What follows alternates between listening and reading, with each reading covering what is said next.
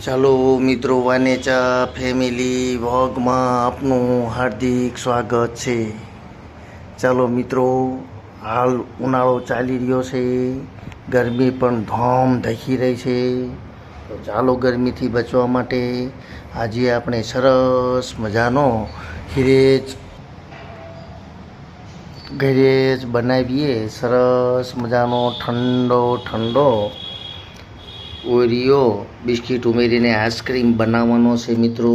તો તમે પૂરેપૂરી રેસીપી જોજો, કારણ કે ગરમીમાં ખાવાની ખૂબ જ મજા આવશે, જે બજાર કરતાં પણ આપણને ખૂબ જ સસ્તો પડતો હોય છે મિત્રો. તો ચાલો, તેનું મટીરિયલ તમને સૌપ્રથમ બતાવી દઉં. દૂધ લીધેલું છે, ઓરિયો બિસ્કિટ લીધેલું છે, જે અંદર આપણે ઉમેરીને બનાવવાનો છે આઈસ્ક્રીમ, ખાંડ છે, તેમજ કોર્ન ફ્લોર લીધેલો છે, એટલે કે મકાઈનો લોટ થોડોક અંદર જો જરૂર પડશે તો ઘટ્ટ દૂધ બનાવવા માટે ઉમેરશું મિત્રો. તો ચાલો, તમે પૂરેપૂરી રેસીપી જોવા માટે તૈયાર થઈ જાઓ. આજે આપણે ઓરિયો બિસ્કિટ ઉમેરીને સરસ મજાનો ઠંડો ઠંડો આઈસ્ક્રીમ બનાવવાની શરૂઆત કરીએ મિત્રો. તો ચાલો મિત્રો, સૌપ્રથમ આપણે બિસ્કિટને દૂધની અંદર ટુકડા કરીને પલાળી લઈએ, કે જેથી કરીને દૂધની અંદર સરસ રીતે મિક્સ થઈ જાય. આ રીતે આપણે જે નાનું પેકેટ એક ઓરિયો બિસ્કિટનું લીધેલું છે તે અંદર ઉમેરી દઈશું મિત્રો. ચાલો મિત્રો, તો દૂધ આપણું ગરમ થઈ ગયું છે, તેની અંદર ખાંડ પણ ઉમેરી દઈએ.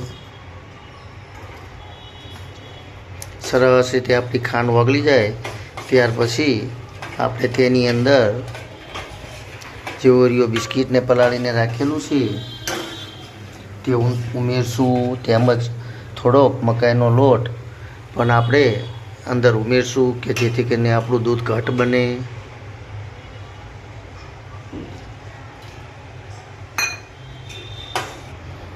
ચાલો મિત્રો, તમે જોઈ રહ્યા છો સરસ રીતે આપણું દૂધ થોડુંક ઘટ્ટ બની જાય, એટલે કે 2-3 ઉભરા દૂધના આવી જાય અને સરસ દૂધ જાડું સેટ થઈ જાય, ત્યાર પછી અંદર આપણે ઓરિયો બિસ્કિટ જે પલાળીને રાખેલા છે તે પણ અંદર ઉમેરી દઈશું અને ગેસને બંધ કરી દઈશું, કારણ કે નહીંતર આપણા બિસ્કિટ ગરમ દૂધની અંદર જ ઉમેરશું. જે ગેસને બંધ રાખવાનો છે મિત્રો, અને સરસ રીતે મિક્સ થઈ જાય ત્યાર પછી આપણે તેને ઠંડુ કરવા માટે મૂકશું મિત્રો.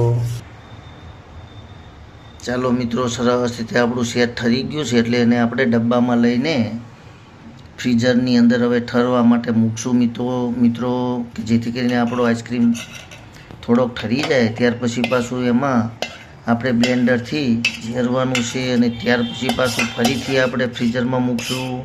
તમે પૂરેપૂરી રેસીપી જોતા રહેજો, એટલે કે પૂરેપૂરો વિડીયો જોતા રહેજો. આપણે સરસ મજાનો જે આઈસ્ક્રીમ બનાવવાનો છે મિત્રો. તો ચાલો, હવે ફ્રીઝરની અંદર ઠરવા માટે મૂકશું, અને ત્યાર પછી તેમાં બ્લેન્ડર ફેરવશું અને પાછું ફરીથી ફ્રીઝરમાં મૂકશું, એટલે આપણો આઈસ્ક્રીમ તૈયાર થશે મિત્રો.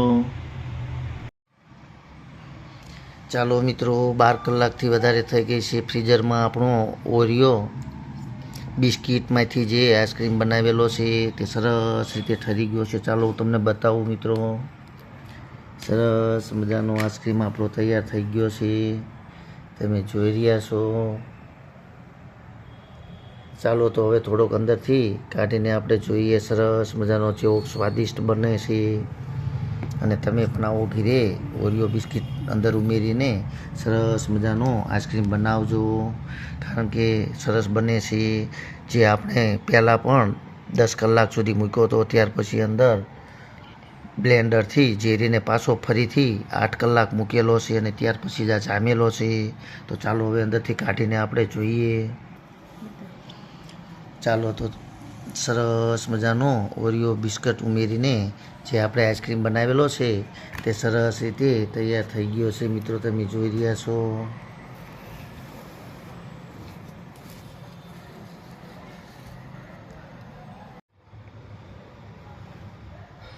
ચાલો મિત્રો, તમે જોઈ રહ્યા છો સરસ મજાનો ઓરિયો બિસ્કિટ ઉમેરીને જે આપણે આઈસ્ક્રીમ બનાવેલો છે તે સરસ મજાનો તૈયાર થઈ ગયો છે. જોતાં જ મોઢામાં પાણી આવી જાય તેવો સરસ મજાનો આઈસ્ક્રીમ આપણો તૈયાર છે મિત્રો.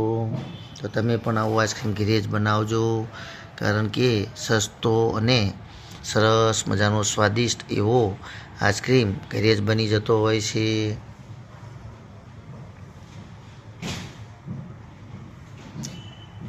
તો ચાલો મિત્રો, તમને જો મારો આ વિડીયો પસંદ આવ્યો હોય તો ચોક્કસથી લાઈક, શેર અને સબસ્ક્રાઈબ કરજો.